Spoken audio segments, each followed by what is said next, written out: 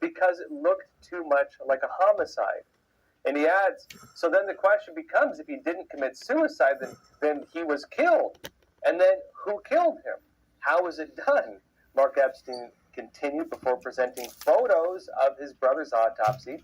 And Megyn Kelly also said she failed to see how the marks on Epstein's neck in the photographs, which looked more like a wire or thin rope, had been used to strangle him, as opposed to marks from an alleged bed sheet that was reported to be used in the suicide, could match what was conveyed in the official narrative. In other words, based even on surface images, it does not look like Epstein killed himself. The narrative, of course, was he used bed sheets in his cell. This is the narrative, folks. He's in, of course, high security. There's guards 24/7. There's security cameras 24/7. The security cameras suddenly turn off, right? They just magically, they're off. No security cameras. And the guards just decide to go away. And, of course, while Epstein senses this magical opportunity where he knows the security cameras are off and the guards are gone, decides that now's his time to take bed sheets, tie them up, and hang himself with his bed sheets. But unfortunately for whoever may have done this, the marks on his neck are not the kind of marks he would get from a bed sheet. It's on my The bio. marks on his neck from allegedly killing himself looked like they were done by a wire or some very thin rope, meaning, well, he was probably strangled to death. And, of course, we'll see where that all goes, right? Because the big challenge with this is if Epstein did not kill himself, if Epstein was in fact murdered, who did it? Why did they do it? How many people were involved? And how was this done at that high security prison when all these other circumstances had to align to allow this to happen? A lot of questions on Epstein, and you might remember, of course, the public was never given a proper viewing of the evidence that came out in the case. In particular, who were his clients? We know the logs, we know some of the accusations, but we don't know the full details of this yet, very far from it. And of course, we don't know the allegations or the deeper ones against those clients in terms of them standing trial, which maybe one day will happen. We'll have to see. I was in the United States Marine Corps. Pretty much destroyed my back. I couldn't walk. 6 days after surgery, I was back in the gym, and everybody was in awe. Like, didn't you just get out of surgery? I'm like, yeah, I feel great. I was rolling with everybody, and I'm in the advanced class. The exclusive Venati spine procedures are performed using conscious IV sedation, where the patient remains awake and communicating with their surgeon to ensure their pain is eliminated. Fly, drive, take a bus, take a train, whatever you can do to come get some help. Venati succeeds where others fail.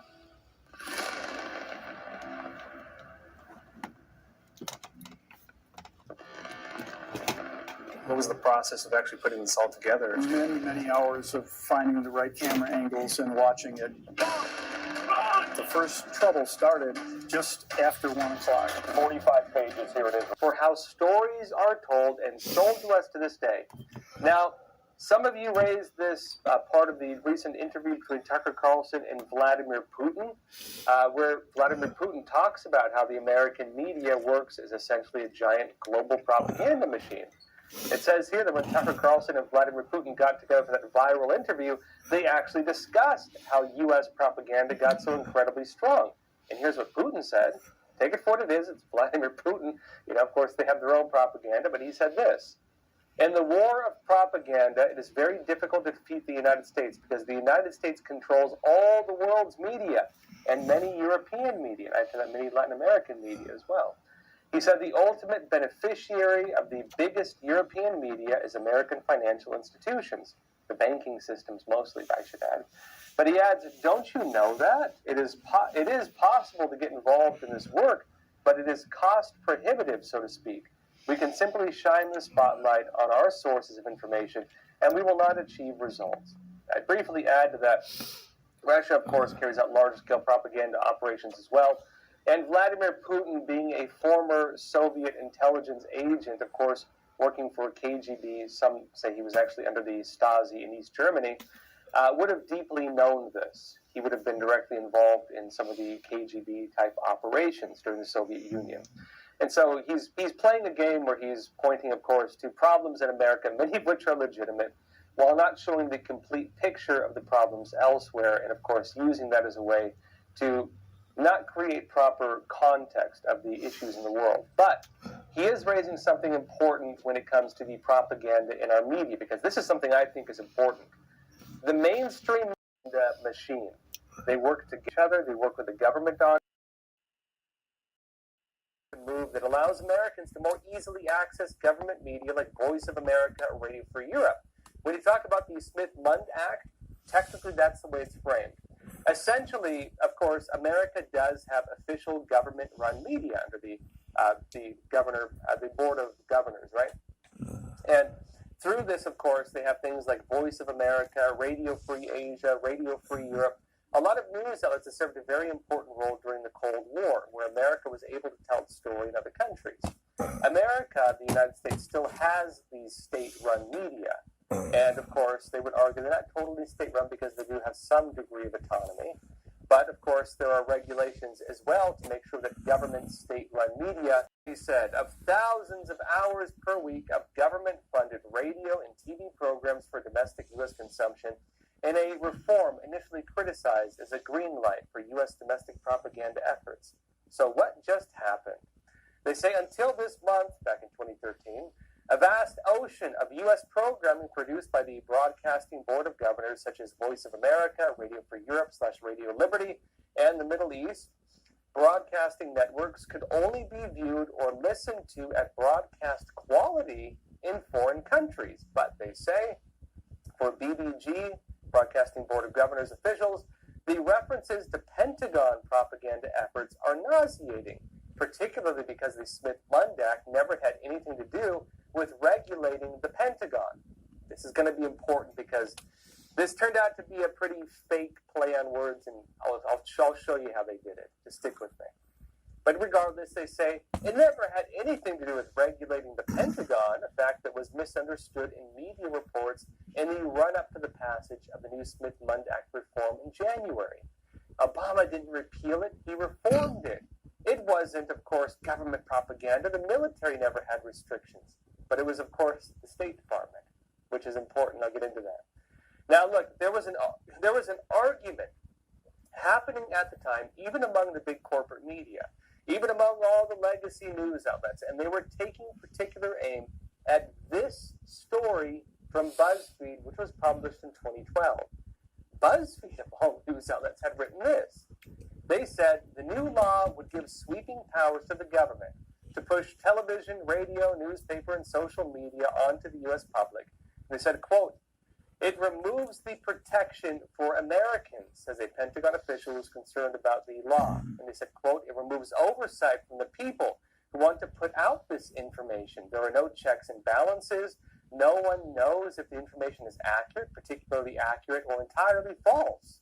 According to this official, quote, senior public affairs officers within the Department of Defense want to get rid of the Smith-Lund Act and other restrictions because it prevents information activities designed to prop up unpopular policies like the war in Iraq and Afghanistan, which you remember back in 2012, 2013 was still a very big deal.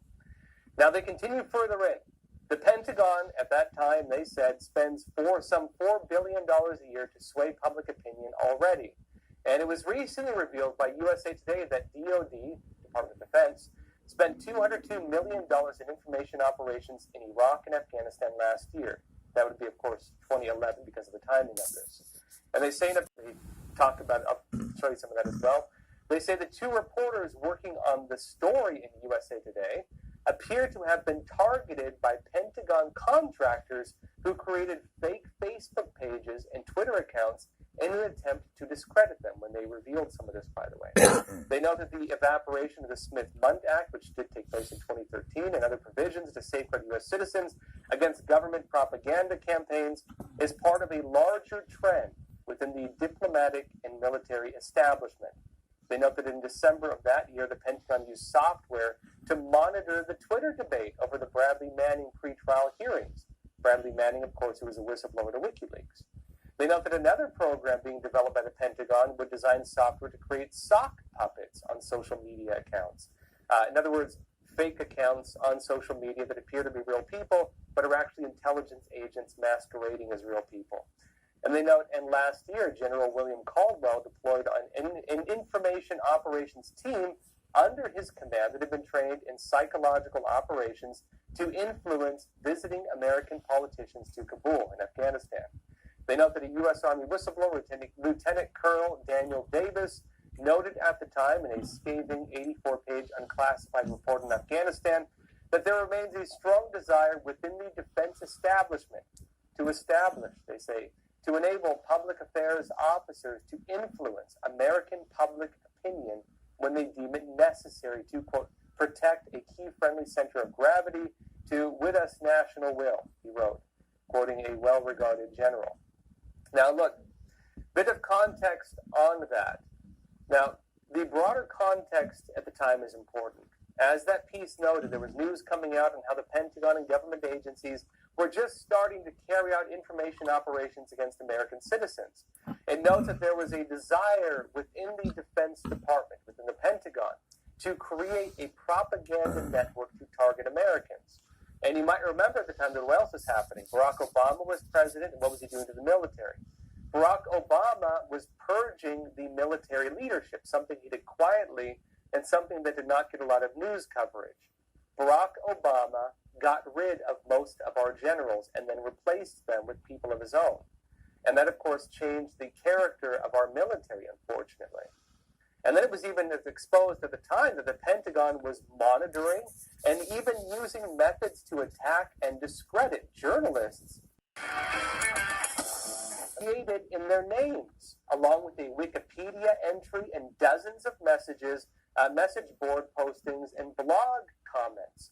Websites were registered in their names. The timeline of the activity tracks USA Today's reporting on the military's information operations programs. What a coincidence. Which spends hundreds of millions of dollars, this is in 2012, on marketing campaigns in Iraq and Afghanistan, campaigns that have been criticized even within the Pentagon as ineffective and poorly monitored. Now, of course, that's been scrubbed from the internet, and of course it details more of the belief that the Pentagon may have been part of those attacks. Now, look, of course, while attention is on the Smith-Mundt Act, everybody's pointing to that now, it's also just the tip of the iceberg. That was actually a very small piece of it, and more so the piece that cleared the way for the bigger things. The news outlets were just focused on the Broadcasting Board of Governors, Voice of America, Radio Free Europe, and so on. They did not anticipate, in their criticism of the repeal of the Smith-Mundt Act, new laws and new powers that would be created after the act was repealed, using the new legal loopholes that were cleared after it had been reformed. Remember, folks, the Smith-Mundt Act had to do with government propaganda programs under the State Department, which at the time were limited. But guess what? Guess what else happened under the State Department? Well, this happened right before Barack Obama left office. Well, of course, what did Barack Obama do? He passed the Countering Disinformation and Propaganda Act right before he left office. Let me show you this. 2016, Common Dreams. In the final hours, this is one of the last things Obama did before he left office. In the final hours, 2016, before the Christmas holiday weekend, U.S. President Barack Obama on Friday quietly signed the 2017 National Defense Authorization Act, the NDAA, the defense budget, into law. And buried within the $619 billion military budget is a controversial provision that establishes a national anti-propaganda center, notably under the control of the White House, that critics warn, under the president, in fact, that critics warn could be dangerous for press freedoms. This was the counter